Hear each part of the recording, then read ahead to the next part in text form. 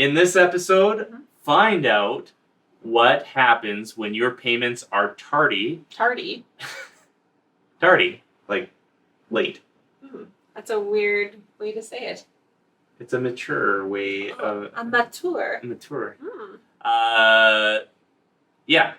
Find out what happens when your payments are late. Right on time. And starting now.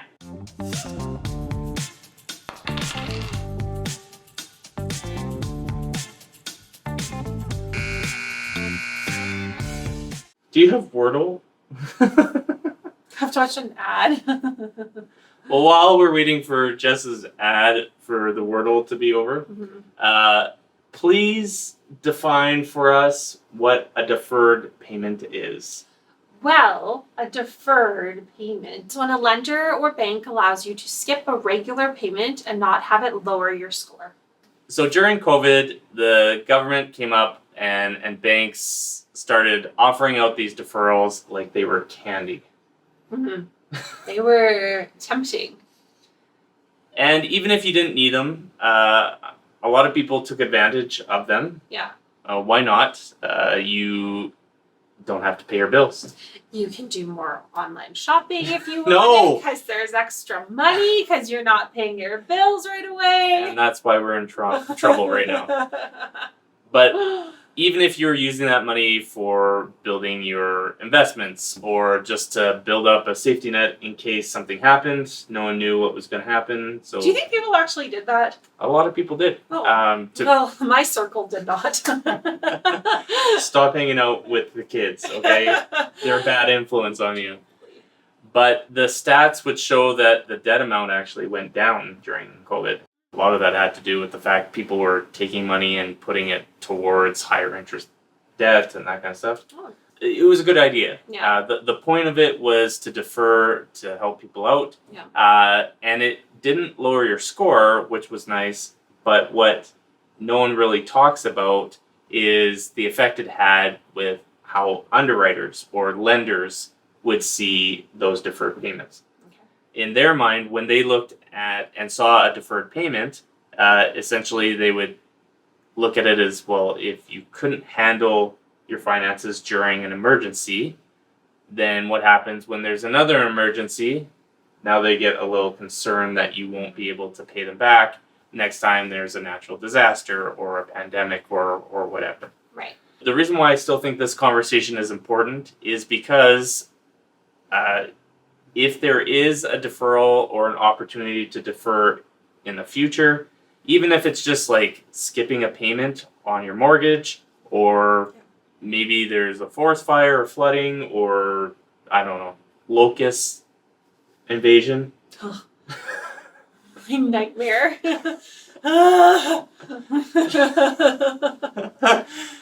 If you're going for especially mortgage financing or major financing in the short term, you might want to avoid the deferrals just because underwriters, whether you agree with it or not, are flagging files when they see any kind of deferred payments because of like what over I said. how long? Because Well, it's been 2 years, and I'm talking with mortgage brokers all the time, and they're saying they're getting questioned by underwriters. Wow. Why did this person defer their mortgage? Why did they defer these payments? Yeah, but wouldn't they know? Well, they Why? know, but they have to ask the question for one. Mhm. And generally you can get around it as long as everything else is good. So can you like tell them a story as to why you no, but seriously, like let's say something happened and you had to defer your payment and it's a legitimate like excuse. Like let's say a spouse died and you didn't have money or whatever the case may be. Do they take that into consideration? They can, if you're applying for financing that a human is involved. Because a lot of times a computer system is doing the underwriting, not a human. So divorce, death, cancer, I don't know, COVID, they understand it, but it's something where they still have something that, like, their risk evaluation that they have to run everything through. Right. And to avoid any headaches or even the conversation, it is something that that you want to be aware of. That's the main point. So we have deferrals, which if you really need it, then I understand it, and you can't get around it, that's fine. It's much better than missing a payment, so yes. But then we have late payments in general. What would you define as a late payment? Something that's not paid by the time that they say payment is due. You got it. Okay. Yeah, it passed. What would you say is a good excuse for a late payment? Nothing. Just kidding. That intensity is why I married her. Just joking. I'm just joking. I feel like there's really, I don't know. No, you're right. Oh, okay. I don't think they're more like as lenient with late payment versus a deferral. So if it's a random late payment, not a big, huge deal. It will drop your score. Well, story time. So I didn't know that one of our like lines of credit that's in my name, I was supposed to pay. I thought it was just automatic payments. And so a lot of times they will call you to tell you that you were late. But then they get you because you're like, oh, I'm sorry, I totally didn't know. I'll pay it right away. And you do pay it right away. But then they charge you a fee. But me, I said... My wife likes to argue. I don't like to argue, but I was like, that's kind of annoying. You're arguing with me right now. True. But it's kind of annoying that I didn't know that it was due, and I get that it's my fault that I should know. But then they waived it for me, so... There you go. So arguing... Arguing always wins. Not when it comes to late payments. Now, the fee, that's good. Yeah. It's good to argue with that, because most likely they will be sympathetic on that. Mm-hmm. But Equifax and TransUnion, they did not remove the late payment. So, in your defense, it was a new line of credit. Yeah. You just signed up for it. You didn't know, and you assumed. Did you happen to see that I dropped my credit score? Yes, I did. For real? Yeah. Oh, that's so frustrating. Why don't you look at your credit? Because I have you. That works. So, for those of you who aren't married to me, and are... that just made it weird. Yeah. When you're checking your credit, you'll see or notice, or you should look for the 30, 60, or 90 day. When you look at them, it can be a little misleading because you would assume, seeing a 30 there, a lot of people get this confused, even a lot of professionals will assume that you have 30 days, or as long as you do it within 29 days, that you're good to go and it won't show up on your credit. Yeah. That is not true. The lender has the ability to delay reporting it to Equifax and TransUnion if they want to, but they have the right, as soon as you're late, to mark it as late. Okay. Does that make sense? Mm-hmm. So what if you have a payment that is due on, hypothetically, due on the 4th, and today happens to be the 2nd? Yes. The 2nd. But I won't be launching this until... Okay, well, it doesn't matter. It could be any month. Sure. But when should you pay it by? The 4th. But do they get it right away? Or no? Or am I going to get it? We might be getting dinged again. Whoopsies. So for people like my wife who like to wait to the very last minute. I work better when there's like pressure, I guess. Or... That can get you into trouble. Okay. And the reason why is because you may make the payment before the due date. Yeah. But it takes a few days for that to process to the credit card company, the loan, the mortgage provider, whoever it is. So it's a little misleading. It is. A lot misleading. So paying on time really means paying early. Oh my goodness. And so for those that like to procrastinate a little, this is a little hard. It is. Now, even if they delay reporting it on Equifax and TransUnion, you don't see it, that can still cause an issue. Because the lender may not actually report it to Equifax and TransUnion, but in their internal system, they take note.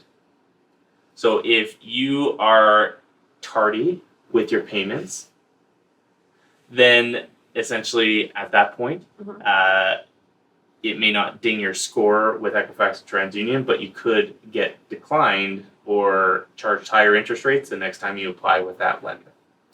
They should really have on it like due at this time. Wait, but if it, I got a question for you.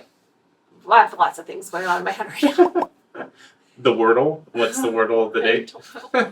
Still working on it. If you're paying with cash though, and you go into the bank to pay, they usually get that instantly. So that one If you're paying the bank's credit card, yes.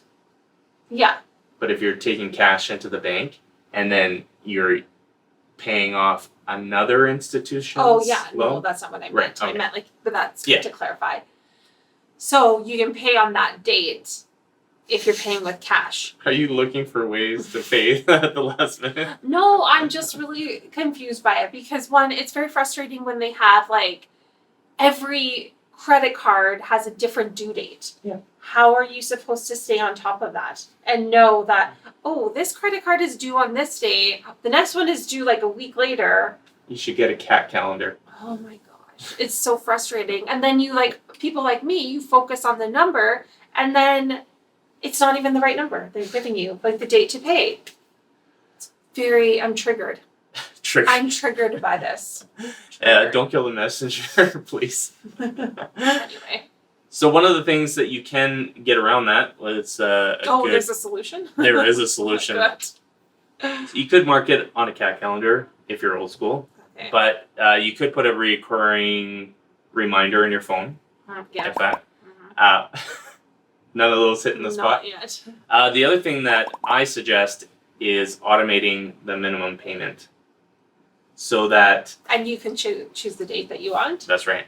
Yeah, so if you look at your due date, and let's say it's the 4th of the month, you can have it automated so if you are typically spending whatever amount, let's say you put $100, automatically come out of your bank account on a specific day every month. Oh, that's so that way, at least the minimum payments paid off. Now, if you keep a balance over 20, 25 days, then you will get charged the interest on whatever's remaining, but at least your minimum payment isn't late. So automating is one way to get around that. So I feel like everything I had just said is like, wait a second. It doesn't really matter because you just automate it. So, oh my goodness. A random late payment on, let's say, a credit card or a loan is pretty... you can make an example or an excuse. It will lower your score, like I mentioned, but they'll generally look past it if it's random. How many points? It depends. It could be, I don't know, it could be 5, it could be 20. It really depends. So the amount will really depend on everything else that's going on with your report at the time and how recent it has been. So the more recent the late payment, the worse it affects your score. Also, a recent late payment will also make it harder for you to get approved. Okay. That makes sense. And the more time you put between those late payments and the time that you're applying for credit, the higher your score will be, and also more chance that you will get approved for best rates and best terms. However, when you are late on a mortgage, that is a big no-no. Okay. Especially if you're applying for a mortgage down the road. So the effect to the score is similar, regardless on what type of account it's on. But when you are applying for a mortgage, when a lender sees that you were late on a previous mortgage or deferred on a mortgage, that's when it becomes more serious. They do not like to see any no-nos. I can't think of anything. We don't even have young kids anymore. Boo-boos? If you have a credit boo-boo, that's bad. When it comes to the mortgage, you want to be very extra careful to avoid being late on that. Yeah. They're less forgiving when it comes to mortgages when you're applying for another mortgage. But if you're not applying for another mortgage, then you can be late. Scratch that. That is not, I do not approve this message. Cell phones are another one that I see get people declined for mortgages all the time. Okay. And the reason why is because they assume that cell phones are like credit cards, where there's a minimum payment. That. Yeah. So it is very common, and the telecom companies don't help, because if you call in and say, hey, I can't make the full payment, they'll just say, pay whatever you can. Oh, that's not even boring. It's because it's so hot in here. It's like... So hot. Credit so hot. That's what she owns. No, that's not even what it is. It's like I'm in a warm sauna or something, or a bed. I just can't keep my eyes open. And I did do some night shifts, so yeah, that's what. Anyways, go on. Like 3 weeks ago. No, joking. Wow. Just yesterday. Yes. Anyways, the cell phone payment, whether you're $1 late, if you don't pay the full amount, it's marked as late. So the telecom companies will say, don't worry about it, just pay the rest next time. But that doesn't stop their system from updating Equifax and TransUnion as if you're late. Okay. What have you learned today, Jesslyn? Cell phone payments do not have minimum payments. That's or right. wait, I knew that, but That's okay. It's a good recap. yes. Do not miss your mortgage payment. That's a no. That's a boo-boo. Mm-hmm. No? No.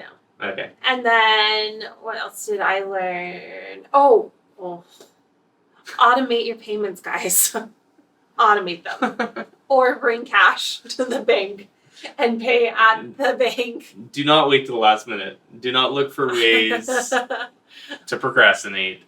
But if you're going to automate your payments, do it a few days before it's due. That's right. Yeah. Good advice. Okay. And if you switch bank accounts, make sure that you go through all the bills that you've automated, because then you're in trouble. Yeah. Can't think. Oh, we talked about deferrals. Okay.